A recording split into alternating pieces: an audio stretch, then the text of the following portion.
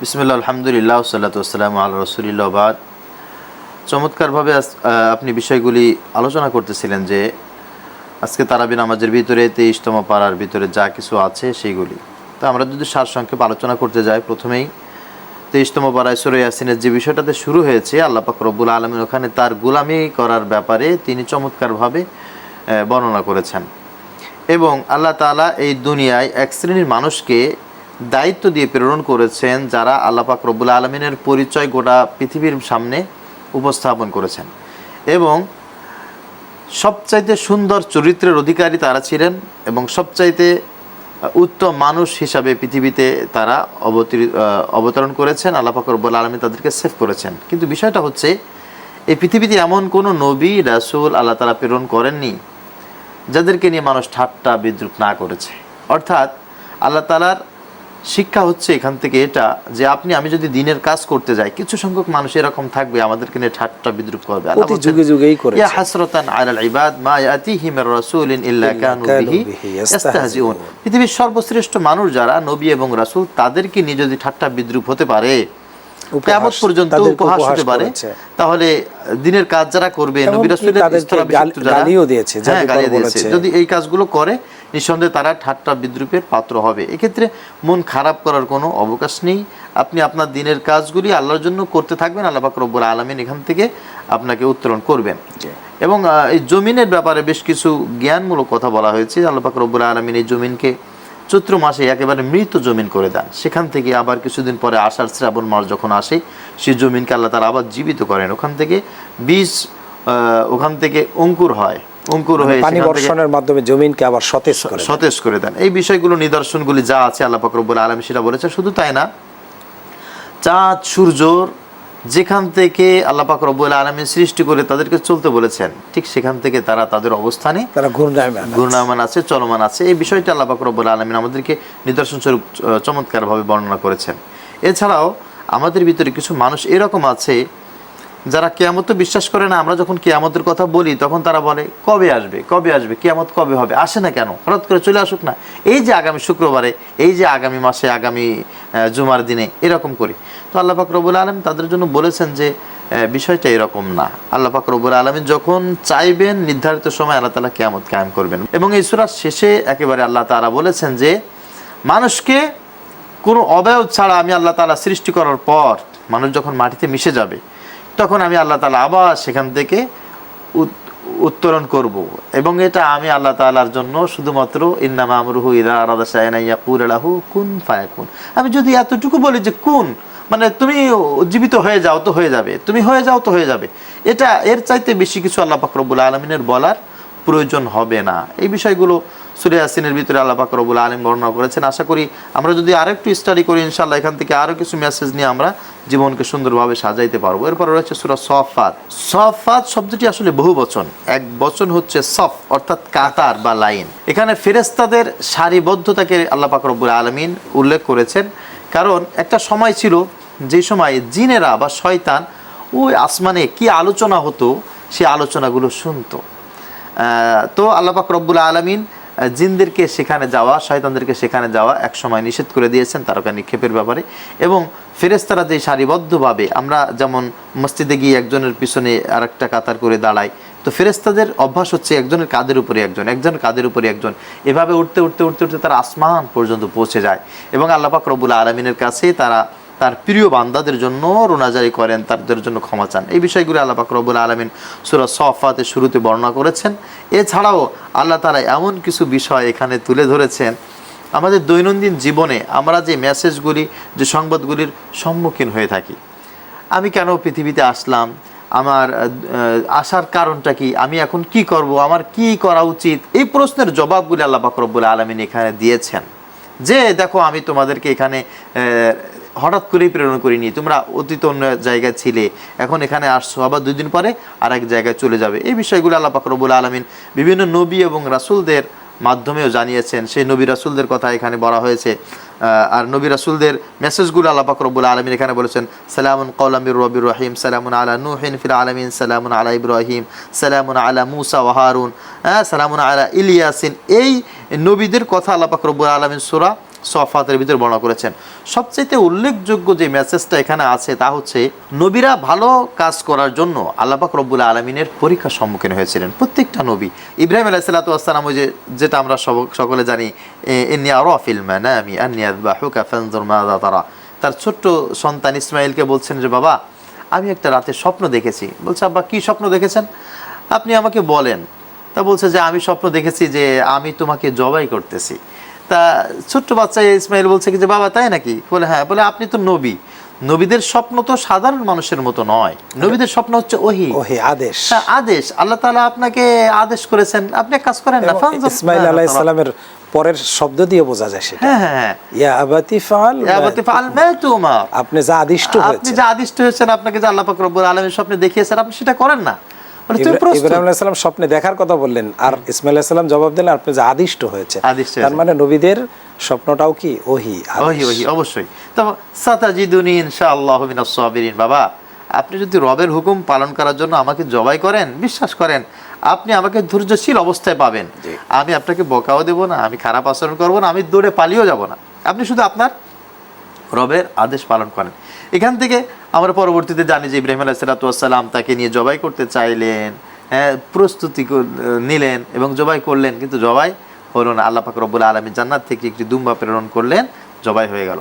মূল মেসেজটা হচ্ছে এটা যে আপনাকে আল্লাহ তাআলা যা কিছু করতে বলেছেন আপনি করার জন্য চেষ্টা করবেন, ওখান থেকে উত্তরণ করার দায়িত্ব, বের করে আনার দায়িত্ব কিন্তু আল্লাহ পাক রব্বুল আলামিন। কিভাবে করবেন, কখন করবেন, কি অবস্থায় করবেন এটা আপনার জানার বিষয় নয়। আল্লাহ পাক রব্বুল আলামিন নিঃসন্দেহে আপনাকে ওখান থেকে বের করে নিয়ে আসবেন। মূলত আল্লাহ দেখতে চান যে আমার বান্দা আমার হুকুম পালন করে, আমার হুকুম পালনে আন্তরিক কিনা। আমরা এখান থেকে শুনবো ইনশাআল্লাহ, তবে একটা বিরতি নিয়ে। দর্শক, সময় হলো বিরতির, আমাদের সাথেই থাকুন। ছোট্ট একটা বিরতি নিয়ে ফিরে আসছি। দর্শক, বিরতি থেকে ফিরে পুনরায় অভিনন্দন জানাচ্ছি সিনবাদ রিসোর্ট গ্রুপ কোরআনে শিখায় তারাবি অনুষ্ঠানের powered by Al Rafa Islami bank PLC. আলোচনা চলতেছে 23তম পারার থেকে। জি, আমরা সূরা সদের ভিতরে প্রবেশ করেছিলাম। জি, আমি বলতেছিলাম যে সূরা সদের আলোচ্য বিষয় হচ্ছে কোরআন। এই কোরআনকে নাজিল করার পর এক একজন মানুষ এক এক ধরনের মন্তব্য করলো। আল্লাহ পাক রব্বুল আলামিন সেটা বলছেন ওয়াল কোরআনি যিযিকর। এবং এই কোরআন যখন নাজিল করার পরে, উপস্থাপন করার পরে কিছু সংখ্যক মানুষ বললো কি ওয়াজিবু আন জাআহুম মুনযিরুম মিনহুম ফাকালাল কাফিরুনা হাযা শাইউন আজীব। কাফেররা বললো যে এটাকে আশ্চর্য বিষয়।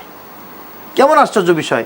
এর ভিতরে যা কিছু বলা হচ্ছে মনে হচ্ছে যে আমাদেরকে দেখে দেখে টার্গেট করে করে এর ভিতরে সব কোটেশন করে আমাদের কথাগুলি বলতেছে, আমাদের কর্মের কথা বলতেছে, আমাদের কর্মের কথা বলতেছে, চালচলনের কথা বলতেছে, আমাদের চালচলনের কথা, এমনকি আমরা যা চিন্তা ফিকির করতেছি সেই কথাগুলোই আল্লাহ পাক রব্বুল আলামিন এখানে বলছেন। তার অবাক হয়ে যাচ্ছে।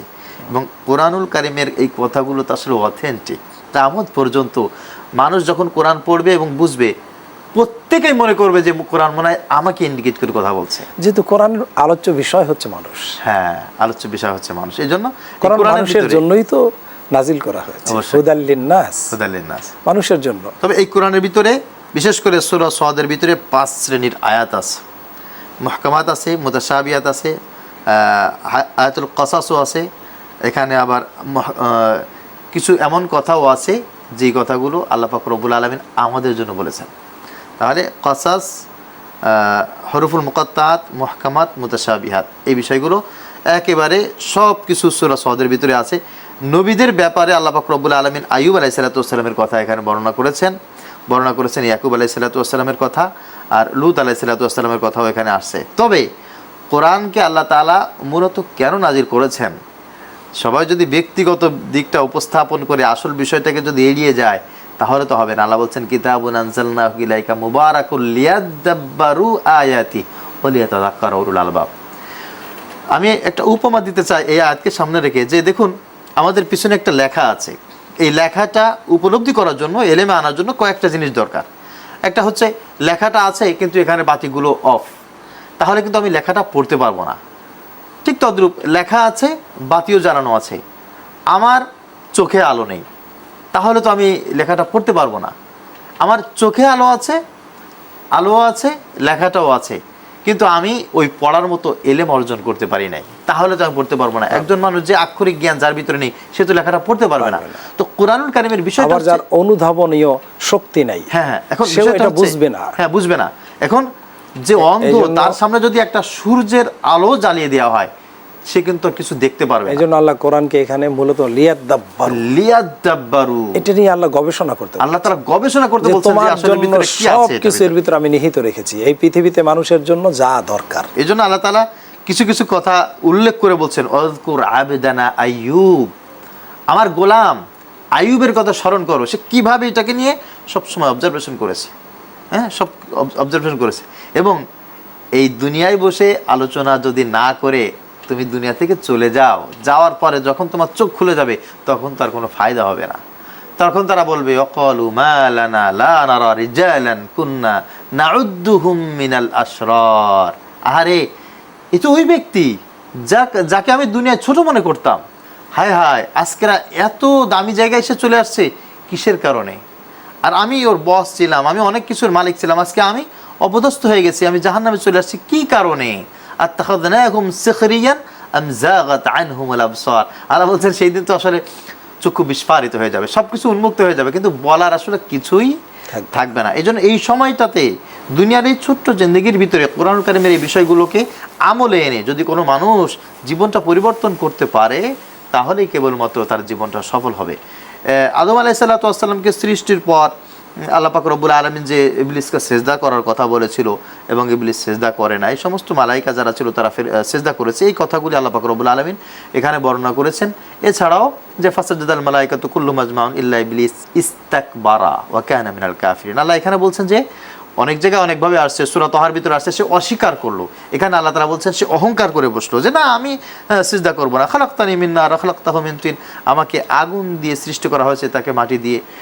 আল্লাহ পাক রব্বুল আলামিন যখন এইগুলো শোনার পরে বললেন যে যা তোকে আমি বিতাড়িত করে দিলাম, ফাখরুজ ইন্নাকা রাজিম, ফাখরুজ ইন্নাকা মিনাস সাগিরিন, তোকে আমি ছোট করে দিলাম, অপদস্থ করে দিলাম। তখন ইবলিস শয়তান আল্লাহ পাক রব্বুল আলামিনকে কি বলেছিলেন? ইবলিস শয়তান বললেন যে আল্লাহ আমি যে তোমার ইবাদত করেছি এর জন্য তুমি আমাকে কিছু দিবা না?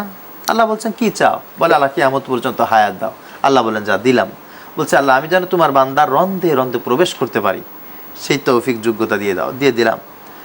তো আল্লাহ পাক রব্বুল আলামিনের কাছ থেকে এগুলো ক্ষমতা পাইয়েই অহংকার শুরু হয়ে গেল, এগুলো চ্যালেঞ্জ করা শুরু বলছে ফাবিইজ্জাতিকা লাউগফিয়ান্নাহুম আজমাইন, আল্লাহ তোমার ইজ্জতের কসম। কি মারাত্মক কথা বলেছে, হ্যাঁ তোমার ইজ্জতের কসম, তোমার ইজ্জত, আমি তো জানি তোমার ইজ্জত কত বড়, আমি শয়তান জানি, আমি শয়তান জানি, অতএব তোমার ওই বরত্বের কথা, বরত্বের কসম দিয়ে বলতেছি তোমার বান্দাগুলোর আমি জাহান্নামে নিয়ে সব লাউগফিয়ান্নাহুম আজমাইন, মানে একত্রিত করে সব জাহান্নামে নিয়ে যাও।